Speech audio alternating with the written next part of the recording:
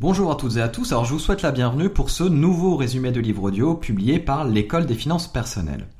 Alors le livre que nous allons résumer aujourd'hui pour vous s'appelle Investing the Lost Liberal Art et c'est un livre qui a été rédigé par Robert G. Hagström. Il s'agit de la troisième partie du résumé audio dont les deux premières parties ont déjà été publiées précédemment. Alors en ce qui concerne le thème du livre, il s'agit d'une approche multidisciplinaire de l'investissement en hommage à Charlie Munger et à son réseau de modèles mentaux dont l'objectif est d'acquérir la sagesse du monde réel. L'objectif, c'est tout simplement de montrer que pour devenir un investisseur hors du commun, se contenter de son champ d'expertise, c'est-à-dire la finance, ne suffit pas. L'auteur veut emprunter aux grandes disciplines leurs idées fondatrices pour les adapter à l'investissement et les mettre en pratique dans le monde réel. Les disciplines retenues dans le cadre de cet ouvrage sont la physique, la biologie, la sociologie, la psychologie, la philosophie, la littérature, les mathématiques et enfin la prise de décision. Dans notre cas, nous cherchons à comprendre mieux les disciplines investissement et économie. De nombreux modèles ont été importés d'autres disciplines ces dernières années avec un succès très relatif et d'une certaine manière, le fonctionnement de l'économie et des marchés reste un mystère. Il est peut-être temps d'étendre le champ de recherche pour incorporer les modèles d'autres disciplines. Plus nous étudierons de disciplines, plus nous découvrirons des similitudes dans les mécanismes qui permettent de lever le voile. C'est en tout cas le cœur de la philosophie de ce livre, développer la capacité de penser la finance et l'investissement comme une seule pièce d'un ensemble unifié, le segment d'un ensemble de connaissances. Dans les parties 1 et 2 de ce résumé long format, nous avons vu ensemble en quoi les grandes idées des disciplines comme la physique, la biologie, la sociologie et la psychologie pouvaient nous aider à mieux comprendre le monde économique et financier et devenir de meilleurs investisseurs. Dans cette troisième partie, nous allons voir ensemble les principaux enseignements des disciplines philosophie et littérature et comment ces derniers peuvent améliorer notre compréhension du monde de l'investissement. Alors juste avant de poursuivre le podcast, je vous rappelle que vous avez la possibilité d'aller plus loin en vous inscrivant gratuitement à l'une de nos prestations. Vous bénéficierez alors de plus de 2 heures de contenu audio et vidéo gratuit. Si les modèles mentaux vous intéressent, vous pouvez aller plus loin en vous inscrivant à notre séminaire. Le séminaire de l'EFP, c'est un séminaire d'éducation financière en ligne qui enseigne les concepts financiers fondamentaux justement sous la forme de modèles mentaux. Pour vous inscrire, il vous suffit de cliquer sur le lien présent dans la description du podcast. Vous serez redirigé vers une page d'inscription sur laquelle vous n'aurez plus qu'à m'indiquer votre adresse email pour y participer. Si vous possédez déjà les bases d'une bonne éducation financière, vous pouvez aller plus loin en rejoignant notre club d'investisseurs. Le club de l'EFP enseigne les stratégies et les méthodes d'investissement qui ont fait leurs preuves auprès de professionnels chevronnés plusieurs années durant. Il vous suffit là encore de cliquer sur le lien présent dans la description du podcast. Vous serez redirigé vers une page d'inscription sur laquelle vous n'aurez plus qu'à m'indiquer votre adresse email pour rejoindre les autres participants. Et enfin, si vous avez une problématique spécifique à résoudre, vous pouvez suivre l'un de nos ateliers audio au format court. Nos ateliers traitent de problématiques variées telles que le fait de dépenser son argent pour être heureux ou d'investir dans l'immobilier sans sortir de chez vous et sans investir en bourse, ou encore vous apprennent à construire votre fortune à l'aube de la 5e ère. Vous trouverez évidemment plus d'informations sur la page de présentation de nos ateliers. Dans tous les cas, il vous suffit là aussi de cliquer sur le lien présent dans la description du podcast. Vous serez redirigé vers une page de présentation sur laquelle vous n'aurez plus qu'à faire votre choix pour suivre l'atelier qui vous intéresse. Alors, première discipline, la philosophie. Contrairement aux sciences, la philosophie n'a pas vocation à nous fournir des réponses absolues. Quelle que soit la vérité à laquelle cette dernière nous fait parvenir, cette dernière reste le plus souvent intrinsèquement personnelle et individuelle et n'existe que pour ceux qui font les efforts pour la découvrir. Bien sûr, il est extrêmement précieux d'étudier les idées des plus grands philosophes, mais leurs enseignements ne nous touchent au final qu'après avoir passé le filtre cognitif de notre interprétation, de notre expérience et de nos croyances. L'auteur structure l'étude de la philosophie en 3 grandes catégories. La pensée critique, appliquée à la nature générale du monde, métaphysique. Une deuxième catégorie qui regroupe 3 disciplines proches les unes des autres et qui sont l'esthétique, l'éthique et la politique. Et enfin une troisième catégorie qui fait la part belle à l'épistémologie, qui est l'étude de la théorie de la connaissance. La démarche de l'auteur étant de comprendre comment naît le processus de formation de nos pensées et comment il est possible d'apprendre à mieux penser, nous nous limitons dans ce livre à l'étude des enseignements de l'épistémologie. Nous l'avons vu ensemble précédemment, l'un des thèmes sous-jacents du livre est que le marché peut être considéré comme un système complexe adaptatif qui reflète les caractéristiques d'un tel système. Les disciplines étudiées jusqu'à présent étaient plutôt de nature scientifique, mais il semblerait que la philosophie puisse être considérée comme la variable critique permettant de comprendre la complexité. L'état actuel des connaissances paraît encore limité et l'apparent désordre qui règne à la surface doit être une source de motivation pour les scientifiques afin de trouver de nouvelles manières de décrire les phénomènes observés. La redescription est ainsi un processus mental qui permet de creuser plus profondément que la seule constatation que nous faisons de phénomènes tels qu'ils nous apparaissent à première vue. C'est un outil extrêmement précieux qui doit nous aider à rester ouverts d'esprit lorsque l'explication apportée pour décrire un phénomène s'avère inadéquate. Les mots que nous choisissons donnent un sens, une description à ce que nous observons. Pour expliquer ou défendre notre description, nous inventons une histoire qui nous paraît vraisemblable. Ce processus, nous le connaissons sous le nom de storytelling. Le storytelling n'est pas mauvais en tant que tel. Quand nous y réfléchissons, c'est finalement la manière la plus efficace de transmettre des idées. Les histoires sont ouvertes et métaphoriques, ce qui les rend plus faciles à retenir. Le problème en revanche, c'est lorsque le storytelling prend le pas sur l'évidence statistique et finit par se suffire à lui-même. C'est une erreur que commettent trop fréquemment les investisseurs dès lors qu'il s'agit d'expliquer l'évolution des marchés et de l'économie. L'inverse est aussi vrai. Les gens citent souvent des statistiques en les privant de leur contexte et de toute forme d'histoire permettant de leur donner du sens. La solution se trouve bien sûr dans la réconciliation entre les deux afin de donner du sens aux événements tels qu'ils se produisent dans le monde réel. L'idée maîtresse développée ici par l'auteur est d'adopter une manière de penser qui permette de préparer l'investisseur aux redescriptions. C'est à travers l'acte de penser que les gens dépassent leurs doutes et forment leurs croyances. Leurs actions sont la conséquence directe de ces croyances et deviennent ensuite des habitudes. C'est la raison pour laquelle quiconque souhaite évaluer la véracité d'une croyance doit d'abord se pencher sur les conséquences qui résultent de son adoption. Ainsi se définit la philosophie du pragmatisme qui assimile le sens d'une idée à ses résultats pratiques. Pour le pragmatisme, une idée ou une action est vraie, réelle et bonne si elle fait une vraie différence dans le monde réel. Pour comprendre quelque chose, il faut se demander quelle différence cela fait dans le monde réel, quelles en sont les conséquences. Cette approche de la réalité permet aux gens qui adoptent cette philosophie du pragmatisme de naviguer dans un monde incertain tout en évitant de tomber dans le piège de la pensée absolutiste. Le pragmatisme cherchera à valider toute hypothèse et à considérer toute preuve. Si vous avez besoin de faits, cherchez-en. Si vous avez besoin d'une religion, convertissez-vous. Si vous avez besoin d'expérimenter, expérimentez. Le pragmatisme invite à l'expérimentation. Il cherche une nouvelle compréhension en redéfinissant les problèmes anciens. Il accorde une place d'importance à la redescription en faisant de l'apprentissage une manière de tester de nouvelles choses, en restant ouvert aux nouvelles idées et en pensant différemment. C'est ainsi que la connaissance progresse et cela fait du pragmatisme la philosophie idéale pour construire et utiliser un réseau de modèles mentaux. Le pragmatisme permet aux investisseurs de ne pas rester figés dans des stratégies d'investissement absolues. Pour prendre un exemple concret, la méthode d'évaluation basée sur les discounted cash flow, DCF, est considérée par beaucoup comme le meilleur modèle pour déterminer la valeur économique d'un actif. Elle est ce qu'on pourrait appeler un modèle de premier ordre, mais en raison des difficultés inhérentes à la construction de prévisions financières basées sur ce modèle, les investisseurs lui préfèrent bien souvent des indicateurs de deuxième ordre comme un faible PER, Price Earning Ratio, qu'ils considèrent comme les seuls indicateurs dignes d'intérêt. Le problème, c'est que les actions qui offrent les meilleurs rabais en comparant leur valeur de marché à leur valeur fondamentale, déterminée par les DCF, sont parfois celles qui ont un faible PER et parfois celles qui ont un PER élevé.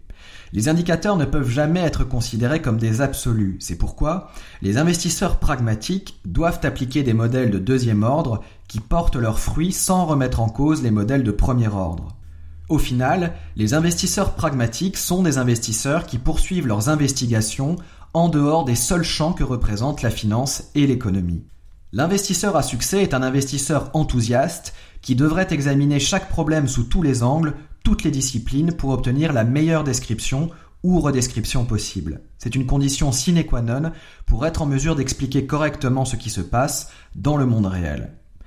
La valeur financière de l'étude de la philosophie est bien réelle. En bref, Cette dernière vous permet de mieux penser. Vous apprenez ainsi à penser de manière critique et vous commencez à voir différemment chaque situation qui se présente à vous. Vous observez davantage de choses, vous comprenez mieux ce qui se passe et parce que vous reconnaissez des schémas, vous êtes moins effrayé par les changements qui peuvent se produire soudainement. Armé d'un esprit ouvert qui accueille volontiers les nouvelles idées et sait ce qu'il doit faire avec, vous vous trouvez désormais sur le chemin qui mène au succès.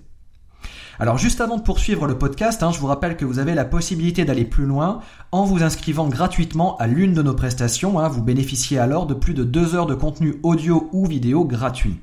Si les modèles mentaux vous intéressent, vous pouvez aller plus loin en vous inscrivant à notre séminaire, le séminaire de l'EFP. C'est un séminaire d'éducation financière en ligne qui enseigne les concepts financiers fondamentaux justement sous la forme de modèles mentaux. Pour vous inscrire, il vous suffit de cliquer sur le lien présent dans la description du podcast. Vous serez redirigé vers une page d'inscription sur laquelle vous n'aurez plus qu'à m'indiquer votre adresse email pour y participer. Si vous possédez déjà les bases d'une bonne éducation financière, vous pouvez aller plus loin en rejoignant notre club d'investisseurs. Le club de l'EFP enseigne les stratégies et les méthodes d'investissement qui ont fait leurs preuves auprès de professionnels chevronnés plusieurs années durant. Il vous suffit là encore de cliquer sur le lien présent dans la description du podcast. Vous serez redirigé vers une page d'inscription sur laquelle vous n'aurez plus qu'à m'indiquer votre adresse email pour rejoindre les autres participants. Et enfin, si vous avez une problématique spécifique à résoudre, vous pouvez suivre l'un de nos ateliers audio au format court. Nos ateliers traitent de problématiques variées telles que le fait de dépenser son argent pour être heureux ou d'investir dans l'immobilier sans sortir de chez vous et sans investir en bourse, ou encore vous apprennent à construire votre fortune à l'aube de la 5e ère. Vous trouverez évidemment plus d'informations sur la page de présentation de nos ateliers. Dans tous les cas, il vous suffit là encore de cliquer sur le lien présent dans la description du podcast. Vous serez redirigé vers une page de présentation sur laquelle vous n'aurez plus qu'à faire votre choix pour suivre l'atelier qui vous intéresse. Alors, deuxième discipline, la littérature. Charlie Munger a une réponse très simple lorsqu'on lui demande comment faire pour constituer son propre réseau de modèles mentaux. Nous devons nous éduquer. Les principes clés, les grandes idées ont déjà été écrits et il ne nous reste plus qu'à les découvrir et à les intégrer. Le meilleur moyen pour y parvenir, c'est un livre, ou plutôt une bibliothèque complète de livres à laquelle on peut ajouter tous les autres médias traditionnels et modernes, les journaux, les magazines, Internet, etc. C'est d'ailleurs moins finalement une question de quantité que de qualité. Nous devons apprendre à devenir des lecteurs exigeants, analyser ce que vous lisez, en évaluer la valeur au prisme d'une vision d'ensemble plus large et décider de le rejeter ou de l'incorporer à votre propre réseau de modèles mentaux. Nous avons tous la possibilité d'améliorer nos connaissances en lisant si nous faisons en sorte de perfectionner notre faculté à lire attentivement. Les bénéfices sont profonds. Vous apprenez non seulement à vous améliorer dans différents domaines, mais cela vous permet également d'améliorer votre esprit critique. Dans ce chapitre, l'auteur nous donne des pistes pour analyser un livre ou un autre contenu et en évaluer le contenu de manière critique. Cela vous donne ainsi la possibilité de savoir si le matériel en question a de la valeur et si cela vaut la peine que vous passiez du temps à l'étudier en profondeur. Rappelez-vous que Charlie Munger et Warren Buffett soulignent tous deux l'importance cruciale de comprendre les fondamentaux d'une entreprise et le business model dans lequel vous investissez votre argent. Et il s'agit bien ici d'une véritable compréhension et pas seulement de l'accumulation de données brutes, le type de compréhension qui provient essentiellement d'une étude approfondie et d'une analyse intelligente.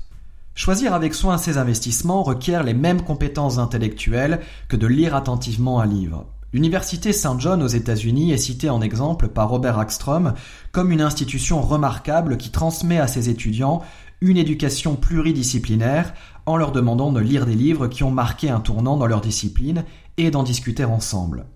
Les diplômés de cette université, qui ont ensuite rejoint le monde de l'investissement, tiennent un discours unanime lorsqu'on leur demande ce qu'ils ont appris au cours de leur enseignement. Ils pensent qu'ils sont devenus de meilleurs penseurs et non de meilleurs traders, conseillers financiers ou analystes, et que le fait de devenir de meilleurs penseurs les a rendus meilleurs dans leur travail. Steve Bolin, diplômé du campus de Santa Fe, estime qu'il est préférable d'étudier les œuvres originales plutôt que les produits dérivés. Lors de sa scolarité, il a d'ailleurs appris à décomposer la thèse principale d'un auteur en ses principes fondateurs pour ensuite la reconstruire à partir de ces derniers. C'est ainsi que l'on apprend à apprendre. Penser de manière critique est une compétence essentielle pour l'investisseur. Nous avons décrit précédemment un processus de communication de l'émetteur de l'information au récepteur de l'information. Comme dans les systèmes électroniques où une pièce tangible joue le rôle de dispositif de correction, nos communications mentales nécessitent l'utilisation d'un tel dispositif de correction, une sorte de mécanisme cognitif pour nous permettre d'authentifier l'information. Ce dispositif, c'est notre capacité à lire de manière analytique et à penser de manière critique. Une fois que nous avons développé les compétences pour devenir un lecteur perspicace, nous sommes en mesure de décider si ce que nous lisons vaut la peine d'être introduit dans le tunnel de communication. Cela est d'autant plus crucial pour les investisseurs qui sont le plus souvent noyés sous un flot d'informations dont la valeur marginale est tout sauf garantie. L'auteur synthétise ensuite les enseignements de Mortimer J. Adler qui a écrit selon lui le livre sur la meilleure manière de lire un livre et d'en comprendre les enseignements intitulé How to Read a Book. Vous pouvez d'ailleurs en retrouver le résumé dans cet article déjà publié sur le site de l'EFP intitulé Comment lire un livre et retenir ce que vous lisez. C'est une chose de lire pour le plaisir ou pour récolter de l'information, c'en est une autre de lire pour améliorer ses connaissances. Une distinction d'autant plus importante pour les investisseurs. Le processus qui permet de mieux comprendre certaines choses et d'améliorer vos compétences ne se confine pas à la seule lecture d'un livre, puis d'un autre, et ainsi de suite. La véritable compréhension des choses demande du travail et de la réflexion. C'est un effort intellectuel qui porte ses fruits, mais ne peut être négligé.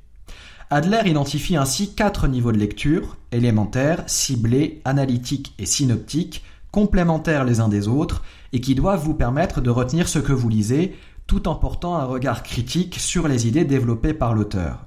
Là aussi, vous retrouverez plus d'informations dans l'article intitulé « Comment lire un livre et retenir ce que vous lisez » qui a également été publié sur le site de l'EFP. Le défi pour nous, lecteurs, c'est de recevoir cette nouvelle connaissance et de l'intégrer à notre réseau de modèles mentaux. Cela dépend d'ailleurs de 2 facteurs, la capacité de l'auteur à transmettre ses idées et notre faculté à les accueillir avec attention et esprit critique. Nous avons peu de contrôle sur le premier facteur, si ce n'est celui d'arrêter la lecture du livre, mais le deuxième facteur est totalement sous notre contrôle, d'où l'importance d'apprendre à développer un esprit critique.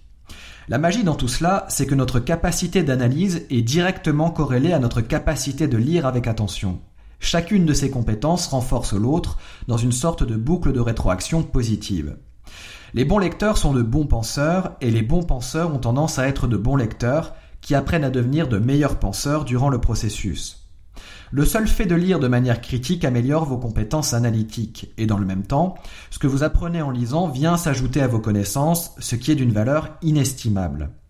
Quand vous prenez la décision d'étendre votre base de connaissances en lisant des livres dans des domaines autres que la finance et l'investissement, vous assemblez les éléments individuels qui viendront construire votre propre réseau de modèles mentaux. Cet esprit critique se décompose en 2 aspects qui sont en lien avec le processus de lecture. Premièrement, l'évaluation des faits et, deuxièmement, la distinction entre les faits et l'opinion. Si l'on prend l'exemple d'une note d'analyste, l'évaluation des faits peut consister à vérifier que ce dernier n'a pas fait d'erreur de calcul, ce qui est assez fréquent, ce qui revient à vérifier que les faits sont retranscrits fidèlement. Une autre manière de faire peut consister à vérifier les faits en les comparant à une source d'information fiable et indépendante, ou tout au moins à d'autres notes d'analystes. Le mieux étant sans doute de se procurer les états financiers de l'entreprise ciblée afin de remonter à la source de l'information à la manière des étudiants de l'université Saint John dont nous avons parlé précédemment. Enfin, la deuxième étape consiste donc à bien faire la différence entre les faits et l'opinion émise par l'analyste. Si les faits ne sont pas fidèles à la réalité, alors cela vous donne déjà une indication. Mais même si ces derniers sont corrects, vous devez tout de même rester vigilant et vous interroger sur la motivation de l'analyste qui émet un avis. Quels sont les intérêts en jeu? L'analyste a-t-il changé d'avis plusieurs fois au cours des derniers mois? Quelle en est la raison selon vous? Etc., etc. La méthode de lecture critique développée par Adler s'applique plus facilement aux livres de non-fiction, mais il est également possible de tirer des leçons de vos lectures de fiction. Les livres de non-fiction transmettent des connaissances. Lorsque nous les lisons, notre objectif est d'en déterminer la pertinence. Les livres « imaginatifs » entre guillemets transmettent une expérience et la beauté d'un livre vient de cette expérience. Cela dit, cette expérience est évidemment subjective et donc impossible à analyser. Notre défi en tant que lecteur, c'est d'accueillir cette expérience et d'ouvrir grand nos sens et notre imagination. C'est tout le pouvoir de la littérature imaginative. Elle nous aide à savoir ce que nous savons de manière plus poignante, à ressentir ce que nous ressentons et à croire ce en quoi nous croyons. Les plus sceptiques se demanderont sans doute comment les investisseurs peuvent apprendre en lisant de la littérature de fiction. Si cela n'apporte pas d'enseignements concrets en matière d'investissement, pourquoi perdre son temps à lire ce type de livre ?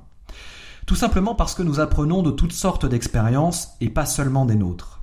De la même manière que nous apprenons de nos expériences quotidiennes comment devenir de meilleurs amis, de meilleurs parents, de meilleurs citoyens et de meilleurs investisseurs, nous pouvons également apprendre des expériences fictives dont les écrivains nourrissent notre imagination. Benjamin Doty, directeur en charge des investissements chez Koss Hollinger à Gainesville, au Floride, fait partie de ceux qui croient fermement en l'apport de la littérature de fiction. C'est la raison pour laquelle il lisait The Financier de Theodore Dreiser au plus fort de la bulle des dot-com.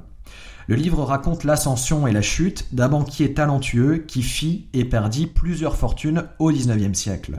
Selon Doty, la leçon à tirer de la lecture de The Financier se résume assez bien à une avidité sans fond couplée à une ambition extrême. L'année suivant la crise des subprimes, ce dernier a d'ailleurs animé un cours à l'université du Minnesota intitulé « Le roman américain, les affaires et la crise financière », durant lequel il reprenait des passages de Macbeth, Richard III, Gatsby le Magnifique et The Financier, entre autres. La littérature dramatise la complexité des événements, ce que ne permettent pas les livres de non-fiction. Plus important encore, par la magie de son écriture, la littérature vous place, vous lecteurs, aux côtés des personnages principaux, alors qu'ils se retrouvent confrontés aux conséquences de leurs actions.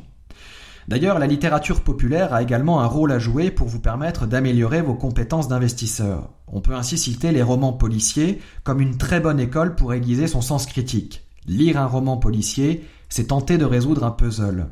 Au début de l'histoire, tous les personnages sont suspects et votre objectif, alors que vous suivez les pérégrinations du détective, c'est de tenter de démasquer le ou les coupables le plus tôt possible.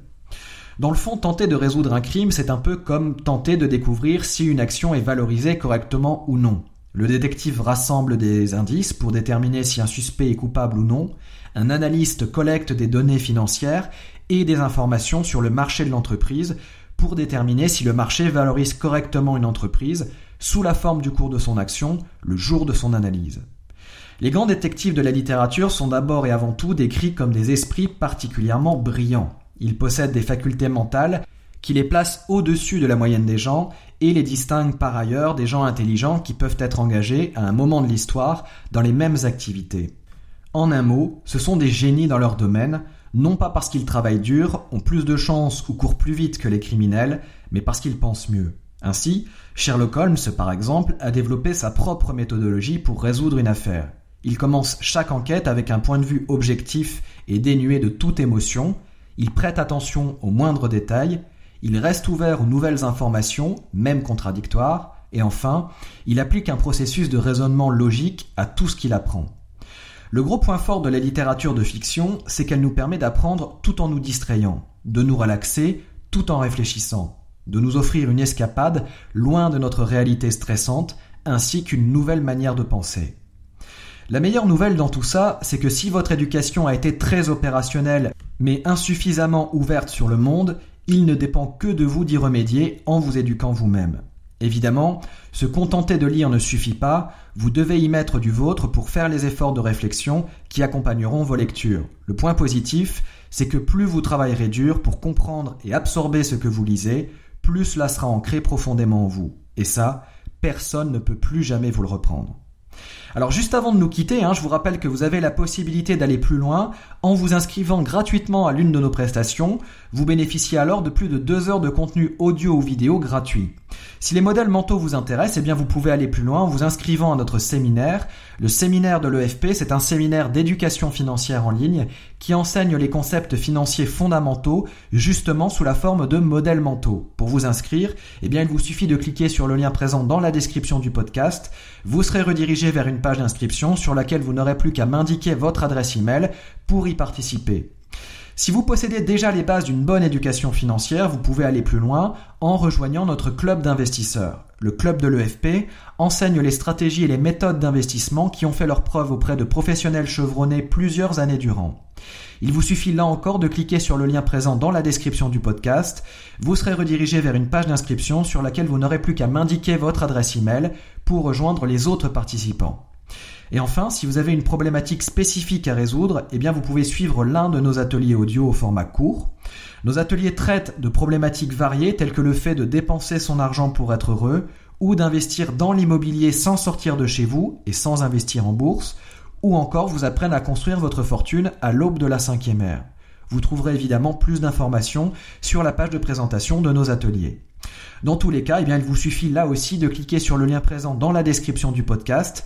Vous serez redirigé vers une page de présentation sur laquelle vous n'aurez plus qu'à faire votre choix pour suivre l'atelier qui vous intéresse. Voilà, écoutez, c'est la fin de cet épisode, donc j'espère qu'il vous a plu, que vous avez appris des tas de choses utiles, et quant à moi, eh bien, je vous dis à très vite pour un nouveau podcast. Salut!